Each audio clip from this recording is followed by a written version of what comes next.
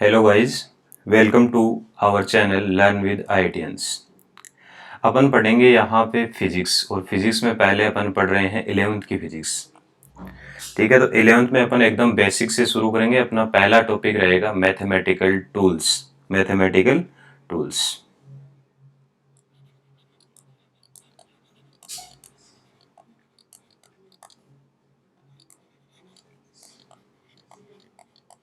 तो mathematical tools में अपन क्या पढ़ेंगे कि जो बेसिक बेसिक मैथ्स अपने फिजिक्स में काम आएगी ना, वो अपन मैथमेटिकल टूल्स में पढ़ लेंगे। बाकी जो अपन यहाँ पे पढ़ेंगे वो चीज़ अपन मैथ्स में भी पढ़ेंगे, लेकिन यहाँ पे अपन वो पहले ही पढ़ लेते हैं कि अपने वो फिजिक्स में काम आएगी।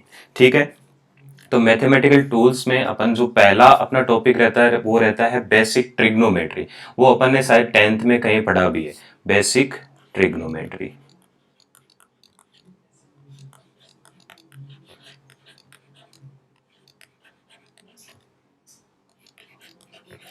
बेसिक ट्रिग्नोमेट्री ये अपन ने 10th में देखा भी है। अपन एक बार थोड़ा सा इसको और देखते हैं, कुछ और चीजें जो अपने को 11th की फिजिक्स या 12th की फिजिक्स की अगर बात करेंगे तो वहां पे जो अपने को चीजें चाहिए होंगी वो अपन यहाँ पे ट्रिग्नोमेट्री की पढ़ लेते हैं। तो ट्रिग्नोमेट्री को स्टार्ट करने से पहले ही अपने पास एक वर्ड आता है कि एंगल क्या होता है। कि एंगल क्या होता है, तो एंगल बेसिकली होता है कि the space between two lines और surfaces. The space between two line और सरफेसेस की उनके बीच में स्पेस कितना है उसको अपन बोलते हैं एंगल बोलते हैं। तो पहले अपन लिख लेते हैं फिर समझते हैं। The space between two lines और सरफेसेस, वो लाइन हो सकती है या सरफेसेस अपने कोई भी हो सकते हैं, is called angle. Is called angle. ये बेसिक सा है एंगल की, मतलब अपने को पता है लेकिन फिर भी अपन एक बार देख लेते हैं। जैसे मान लो ये अपने पास अगर कोई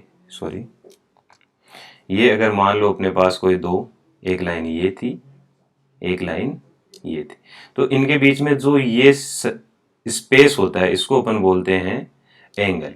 एंगल को जनरली अपन डिनोट करेंगे थीटा से। ये है अपना क्या है, एंगल, और एंगल को अपन ने डिनोट कर लिया है थीटा से। इसको अपन थीटा बोलते हैं। ये देखो ये लाइन, ये अपने पास ये लाइन है, ये अपने पास ये हो सकती है सरफेसेस भी हो सकते हैं। इन दोनों के बीच का जो अपने पास स्पेस होता है उसको अपन एंगल बोलते हैं। अब कोई भी क्वांटिटी है तो उसकी यूनिट होना जरूरी है, तो इसकी unit unit unit of angle वो होते हैं। देखो एक होता है अपने पास डिग्री, जो अपने को पता है डिग्री बोलते हैं ना अपन, 60 डिग्री 70 डिग्री ऐसे डिग्री। और दूसरा है अपने पास इसका रेडियन। दूसरा है क्या, रेडियन। तो अपने पास एंगल की डेफिनेशन हो गई, यूनिट ऑफ एंगल हो गई। Definition and unit of angle. अब देखो यूनिट और एंगल ये जो है अपने पास, ये डिग्री है और रेडियन, डिग्री एंड रेडियन। तो इनमें रिलेशन क्या होता है, जैसे अपने पास होता है ना 1 meter is equal to 100 centimeters, वैसे यहाँ पे तो अपन लिखेंगे कि ये रिलेशन होता है इनमें 180 degree is equal to pi radian. Pi radian, pi की वैल्यू अपने को पता है सभी को। ठीक है, 180 डिग्री इज इक्वल टू है अपने पास pi radian. Clear to all. अब देखो यहाँ पे अपने पास फिर एक दूसरा टर्म है, रिलेशन होता है अपने पास कि आर्क एंड एंगल में रिलेशन क्या होता है। तो relation between arc and angle. देखो मान लिया कि अपने पास ये कोई सर्कल है, ठीक है, ये इसका सेंटर है। इस पे अपन कोई भी एक पार्ट ले लेते हैं, जैसे मान लो यहाँ से यहाँ तक, तो इसको अपन क्या बोलते हैं कि ये क्या है अपना, ये है आर्क। और इसकी लेंथ मान ली अपन ने कि आर्क की लेंथ है एल। ठीक है, यहाँ से यहाँ तक इसको अगर मिला दें तो ये बनती है रेडियस, यहाँ से यहाँ तक ये भी रेडियस। ठीक है, तो ये एंगल क्या है, ये मान लिया अपने कि ये एंगल कितना है, थीटा है। तो अब अपने को पता करना है कि आर्क, आर्क की लेंथ एंड एंगल में रिलेशन क्या होता है। तो ये होता है theta into R is equal to होता है अपने पास लेंथ ऑफ द आर्क। ये पता है अपने को, है ना? अगर नहीं पता है तो याद रखेंगे। तो यहाँ से थीटा क्या होता है? थीटा होगा एल अपॉन आर, और जो यहाँ पे थीटा की यूनिट आएगी वो आएगी, क्या आएगी? रेडियन। क्या आएगी? रेडियन। ठीक है। इसके आगे अगर अपन चलेंगे, ये हो गया अपने पास relation between arc and angle हो गया। अब अपन थोड़े से कुछ क्वेश्चंस लेते हैं। देखो क्वेश्चन लेंगे अपन। कन्वर्ट द फॉलोइंग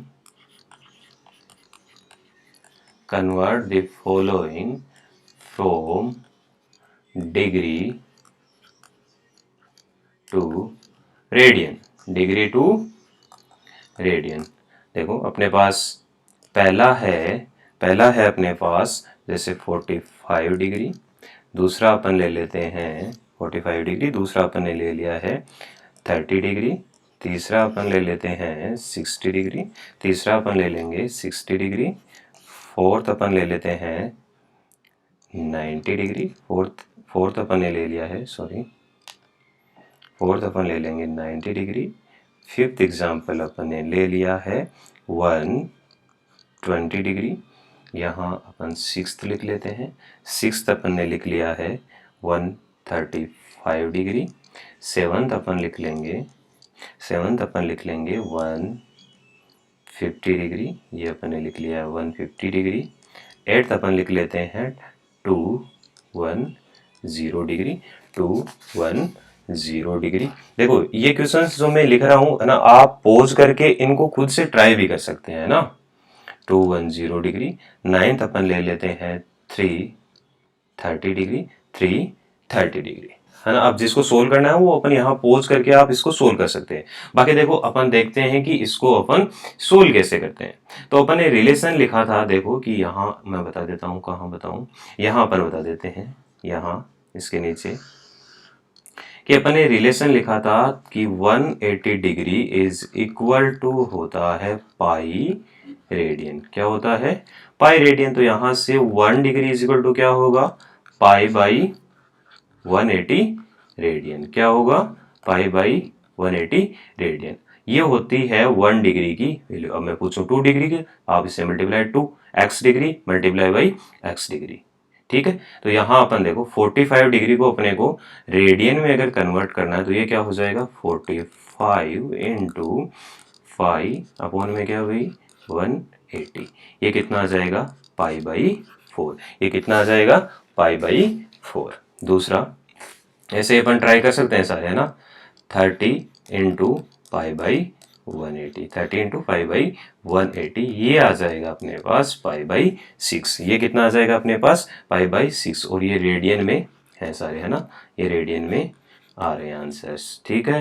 ये 60 डिग्री क्या आ जाएगा? तो 60 degree into pi by 180, 60 into pi by 180, तो ये आ जाएगा अपने पास पाई बाई 3 रेडियन। कितना आ जाएगा? Pi by 3 radian. ये देखो 90 इंटू पाई बाई 180 डिग्री, ये आ जाएगा अपने पास पाई बाई 2 रेडियन। ये है 120 इंटू पाई बाई 180, ये आ जाएगा अपने पास 2/3 पाई 2/3 पाई रेडियन, 2/3 पाई रेडियन। अब ये है अपने पास 135, तो 135 into pi by 180, 135 into pi by 180, ये आ जाएगा। अगर इसको सोल्व करेंगे तो 3/4 पाई रेडियन। साथ में सभी के रेडियन है भाई, ये ध्यान रख लेना। 150 इंटू पाई बाई 180, तो ये कितना आ जाएगा अपने पास? 5/6 सोल्व करेंगे तो radian.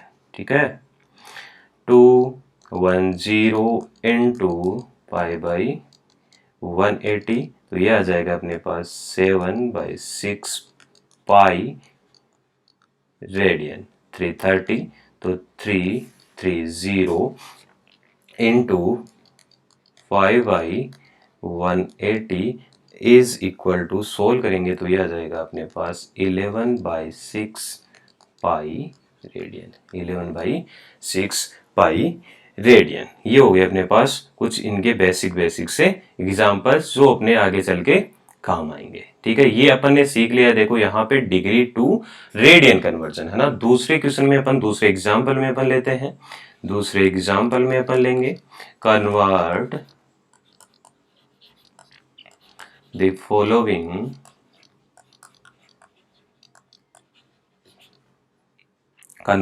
Following angles from radian. अब ये रेडियन में गिवन हो सकते हैं, अपने को क्या पता डिग्री में चाहिए है ना। तो रेडियन टू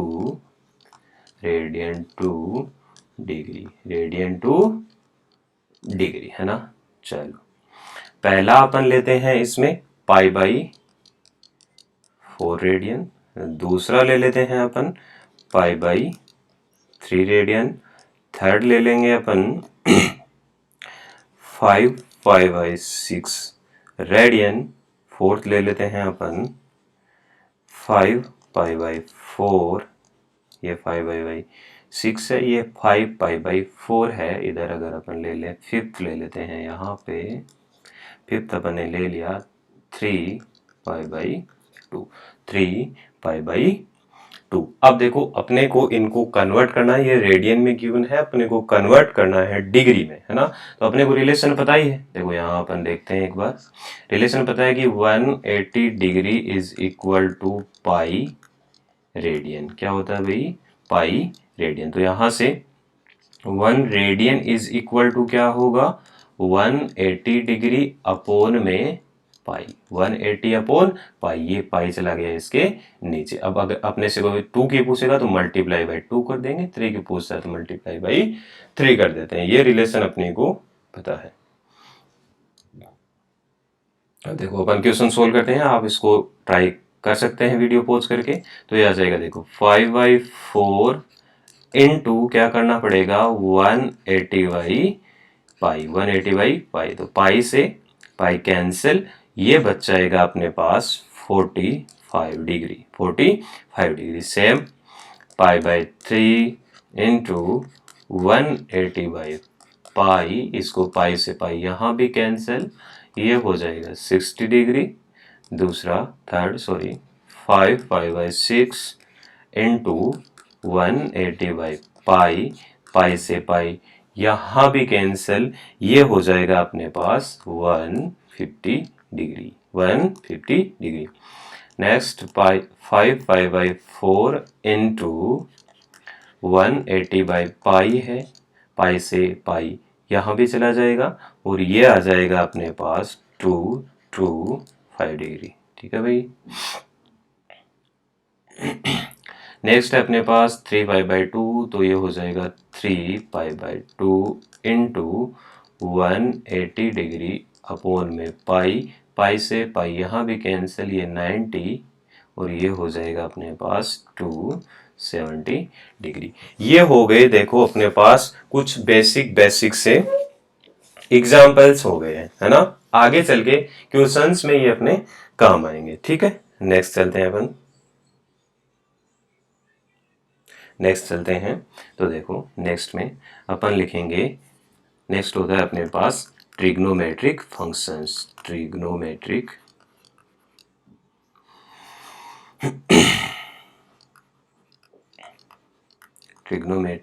फंक्शंस।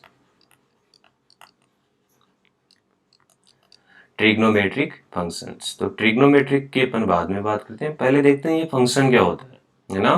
फंक्शन क्या होता है ना, देखते हैं अपन क्या होता है। फंक्शन क्या होगा, फंक्शन क्या होगा। तो फंक्शन क्या होता है, फंक्शन की देखो अगर मैं डेफिनेशन बोलूं तो डेफिनेशन होती है it is the relation between dependent and independent variable, है ना। लिखते हैं इसको, it is the relation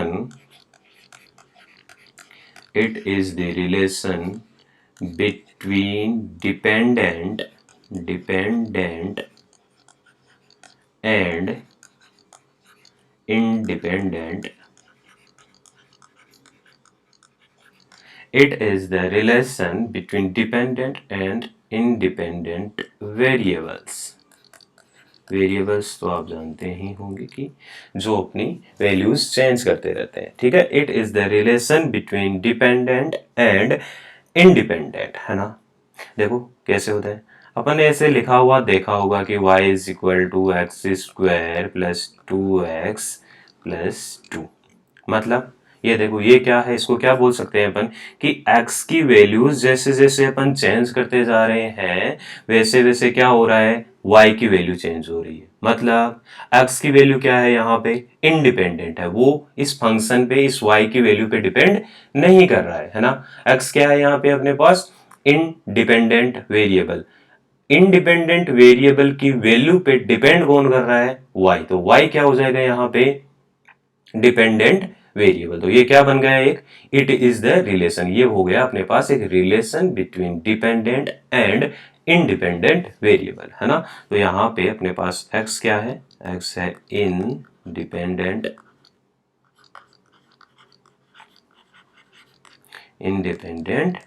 variable, और y क्या है, y है अपने पास डिपेंडेंट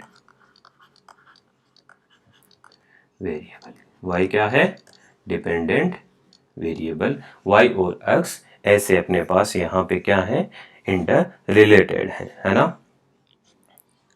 इसको अपन क्या लिख सकते हैं, हियर क्या लिखेंगे अपन, हियर क्या बोलेंगे इसको कि y है वो x में एक फंक्शन है, y is a function, y is a function of x। इसका मतलब क्या है कि जो अपने पास y की वैल्यू है वो डिपेंड कर रही है किसकी वैल्यू पे, x की वैल्यू पे। तो y हो गया अपने पास y is a function of x, है ना। और इसको अपन ऐसे भी लिखते हैं, it can be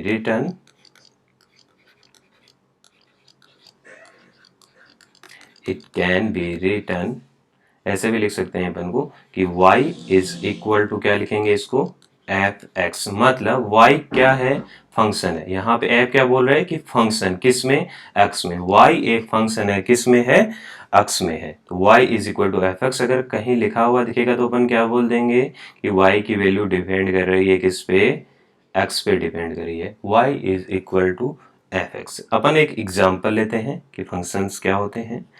for example अपन ने लिखा कि f(x) is equal to x square plus 2।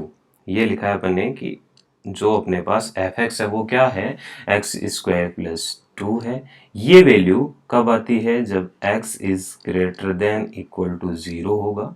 और ये है f(x) is equal to x होगा, कब होगा, जब x की वैल्यू क्या होगी, लेस देन 0। ये लिखा है, आपने कहीं शायद देखा होगा, नहीं देखा है तो समझ लो इसको कि f(x) है ये एक फंक्शन है, मतलब फंक्शन है x में। कैसे डिपेंड कर रहा है, एक्स स्क्वायर प्लस 2 वैल्यू आएगी इसकी, कब आएगी, जब x की वैल्यू या तो इक्वल 0 हो या ग्रेटर देन 0। या क्या आएगी इसकी वैल्यू, x आएगी, कब आएगी, वो आएगी जब x की वैल्यू क्या हो, लेस देन 0 हो। अब आपसे मैं पूछूं कि मेरे को आप ये बताओ यहाँ पे कि फंक्शन 0 f(0) की वैल्यू क्या होगी। मतलब क्या है, जब x की वैल्यू 0 हो तो f(x) फंक्शन की वैल्यू क्या होगी। तो देख लो 0, पहले अपन देखेंगे 0 के लिए फंक्शन इनमें से आएगा कौन सा। 0 के लिए इक्वल टू कौन सा है कि जब x इक्वल टू 0 हो तो अपने पास वैल्यू क्या होगी f(x) की, एक्स स्क्वायर प्लस 2। तो एक्स स्क्वायर प्लस 2, एक्स की वैल्यू 0, तो ये कितना आ जाएगा, 2। अब मैं आपसे पूछूं कि f(1) की वैल्यू बताओ कि फंक्शन की value at x is equal to 0। तो देखो 1 कौन से में आएगा, 1 है x इज ग्रेटर देन 0 में, है ना। यहाँ पे एक्स स्क्वायर प्लस 2, एक्स की अपन क्या पुट कर देंगे 1, तो 1 square 1 plus 2 is equal to कितना भाई, 3। आपसे मैं पूछूं कि f-1 के फंक्शन की value x is equal to -1 पे, तो -1 के लिए x इज लेस देन 0 है, -1 लेस देन 0 है, इसके लिए कौन सा फंक्शन है, f(x) is equal to x है। तो कितना आ जाएगा, सीधा ही -1। 1 आ जाएगा। ये हो गया अपने पास कि फंक्शन क्या होता है। कुछ मैंने एक एग्जांपल आपको बताया कि फंक्शंस की वैल्यू अपने से कई बार पूछी जाती है या अपने आगे चल के काम में आएगा। ठीक है, अब अपन बात करते हैं ट्रिग्नोमेट्रिक फंक्शंस की। किसकी बात करेंगे भाई? ट्रिग्नोमेट्रिक फंक्शंस की बात करते हैं। चलो यहां बात कर लेते हैं अपन ट्रिग्नोमेट्रिक फंक्शंस की। किसकी? ट्रिग्नोमेट्रिक फंक्शंस की। ठीक है, अपन एक triangle, right angle triangle consider करते हैं। यहाँ पे अपन ने राइट एंगल ट्राइंगल कंसीडर कर लिया, है ना। ये एंगल अपन ने मान लिया कि ये एंगल कितना है? 90 डिग्री। अगर मैं ये थीटा कंसीडर करते हैं अपन, ये एंगल क्या कंसीडर करते हैं? थीटा कंसीडर करते हैं। तो ये अपने को पता होता है कि थीटा के साथ जो साइड लगती है उसको बोलते हैं अपन बेस। इसको शॉर्ट में अपन कैपिटल बी से लिखेंगे। और थीटा के जो सामने वाली साइड होती है उसको बोलते हैं अपन परपेंडिकुलर। इसको अपन P से डिनोट कर लेते हैं, है ना। और जो ये साइड होती है उसको बोलते हैं अपन हाइपोटेनियस। इसको क्या बोलेंगे? हाइपोटेनियस।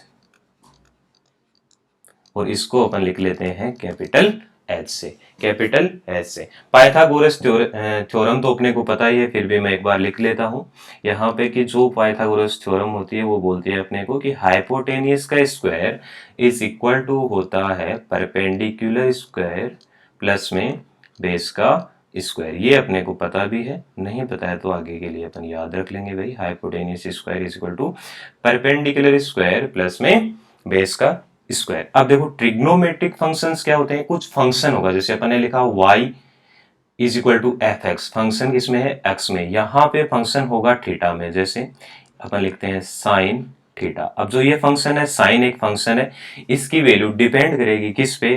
थीटा पे। किस पे डिपेंड करेगी? थीटा पे। तो साइन थीटा होता है अपने पास क्या? Perpendicular upon hypotenuse. दूसरा फंक्शन होता है कोस थीटा, वो होता है बेस अपॉन हाइपोटेनियस।